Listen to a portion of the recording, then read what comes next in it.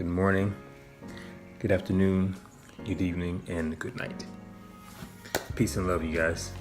So last video, I was talking about primarily my stutter, my anxiety, where I came from, what got me to yoga, that kind of thing.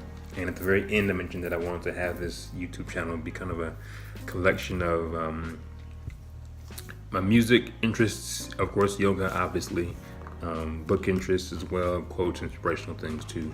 So I want to, first of all, kind of come back to the stutter, because that's really one of the defining things about me. And it's funny that I even say that phrase there, because when I got hired at my last job, I found out from the hiring manager that they loved my stutter.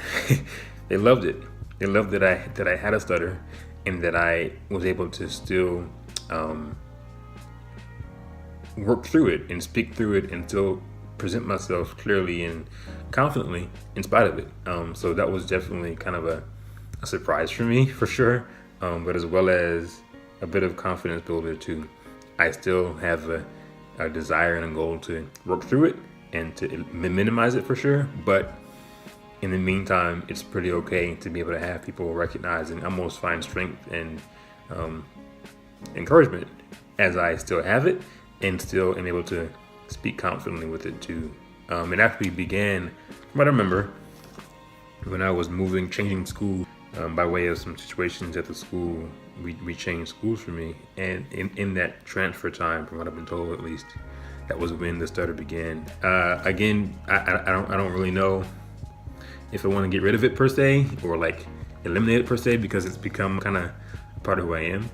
But I do want to become just a little bit more aware of not just the stutter per se, but also speaking too quickly, having my words run together too much.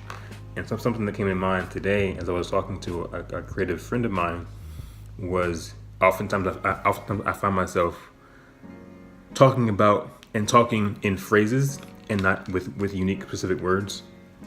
So one of my plans as I move into the next week is to make an effort to think about the words that I'm saying, each word alone, and not rushing through and saying phrases in almost like run-on sentences, run-on phrases. So each word should have its own emphasis, its own power, its own stage as I speak. So yeah. On the yoga side, I'm finally getting into the studies of asanas or asanas. For the past probably 2 months now or so in my training for yoga certification, I've put emphasis on just studying the breathing elements of yoga and the meditative elements of yoga, but not the asanas. And the asanas are, of course, the Sanskrit name for the poses and postures that you guys always see on Instagram, of people posing in up dog or down dog or warrior pose or whatever. And that's cool. It's important. It's an important element of the practice of yoga. However, I didn't want to let that be what I grounded myself on as I studied yoga. So first couple months has been the yoga of breathing, which is an amazing concept, to study. And of course, then the yoga of meditation. And just this past probably week or two, in this book here, the yoga book, the complete yoga book, I've gotten into postures, and it began with warm-ups. And I liked that because I had never realized that there were actual warm-ups designed for yoga. Of course, I had always with my clients done simple postures as warm-ups, but not actual warm-ups as warm-ups. So that's been really interesting to become aware of and to implement already in my client sessions as well. On that tip of warming up, I guess a life lesson-ish that I want to throw in is the importance and power, I guess, of warming up yourself and your body for the day. So yesterday, I think it was Monday, had my client at 5 a.m. early in the morning. Love it though. And I wanted to come Tuesday, wake up still early and get some things planning and organizing things done. And normally when I wake up in the morning, like most of us do, we wake up and begin our day.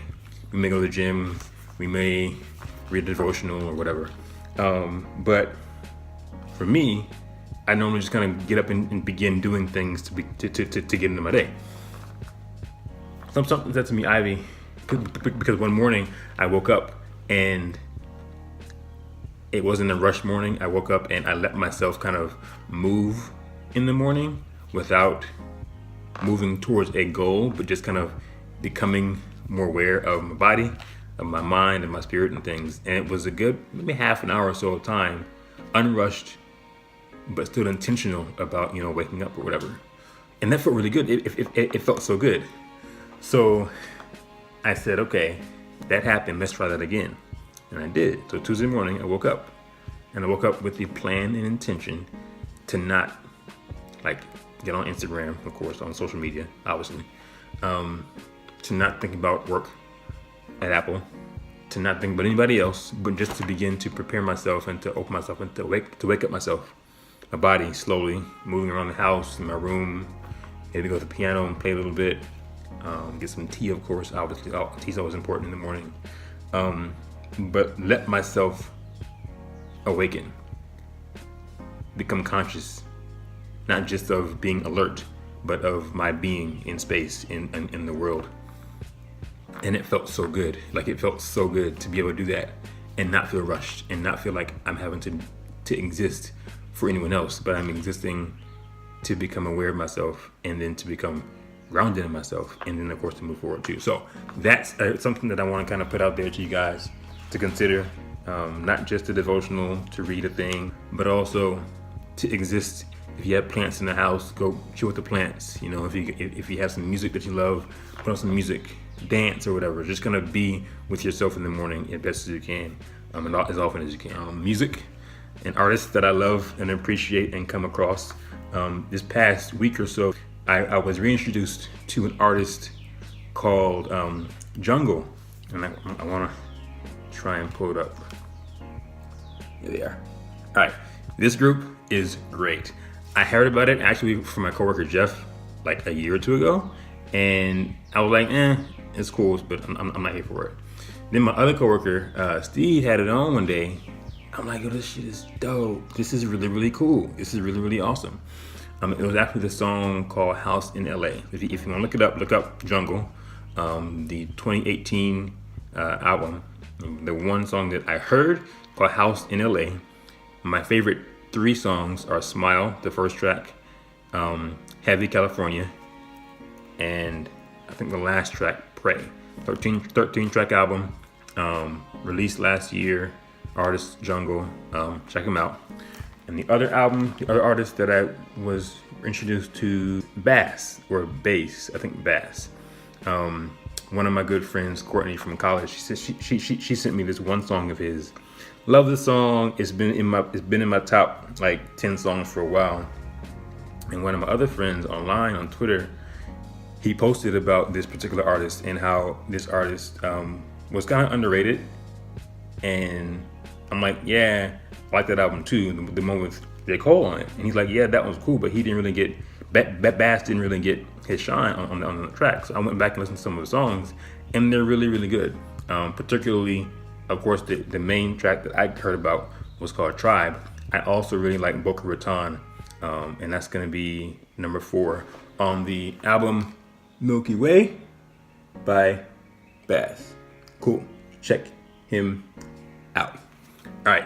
Last thing, besides music and yoga and myself, I also love books. And other than reading yoga all the time, I'm making efforts to become a lot more financially aware, intentional, and of course, I'm sure you guys wouldn't be surprised that I'm into and aware of the Law of Attraction, which is a book that I've read actually. But it's a book called Think, Grow, Rich by Napoleon Hill. It's an old book. I think it was written in 1937, I think it was. It's been a great book so far though. Particularly one concept that has come across in the pages of the book is about 6 steps that the author wants you to follow and apply and then use every morning and evening. The 6 steps speak to how you should write out what you want to be able to acquire financially, money-wise. You should, matter of fact, I'm gonna go ahead and read it for you guys. Fix your mind on the exact amount of money that you want.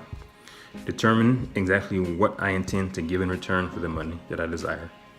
Establish a definite date when I intend to possess the money. Create a definite plan for carrying out the desire. Write a clear, concise statement of the amount of money that I want, the time limit that I want to get it, and what I intend to give in return for that money. Then read that statement twice. Once in the morning when you rise, once in the evening before you go to sleep.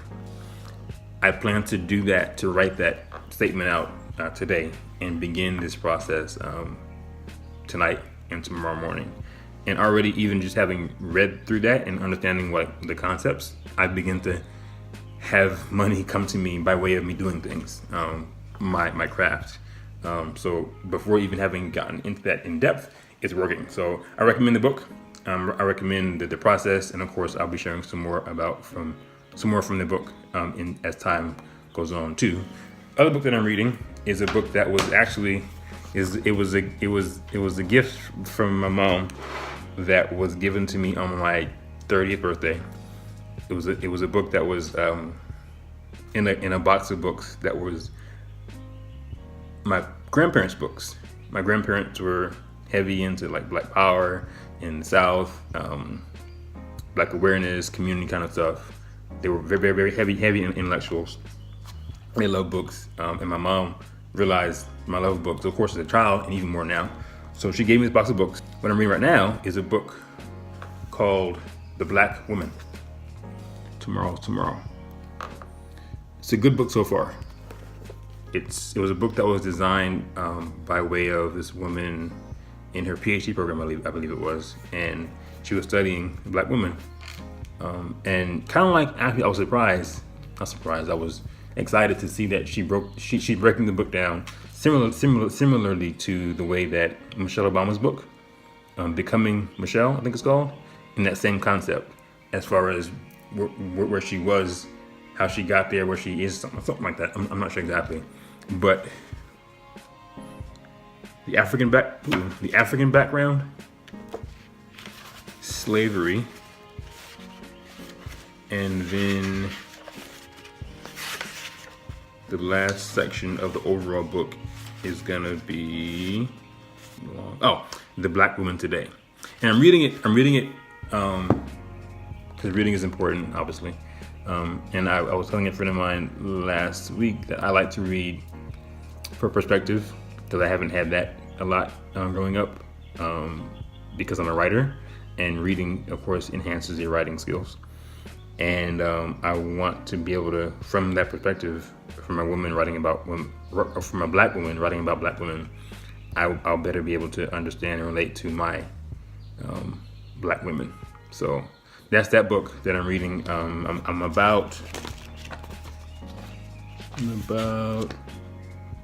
15 pages or so in, 20 pages in so far, and we'll see how that goes. So that's it. Thanks for watching this video. Number 2, again, check me out, subscribe, wherever that button is. I think over there, I believe. Look me up on Instagram, The Fourth, on Twitter, Edward Titus IV. My blog, my website, SIMIAE.com. That's my website that has my blog information, my yoga information, my writing blog, my photography.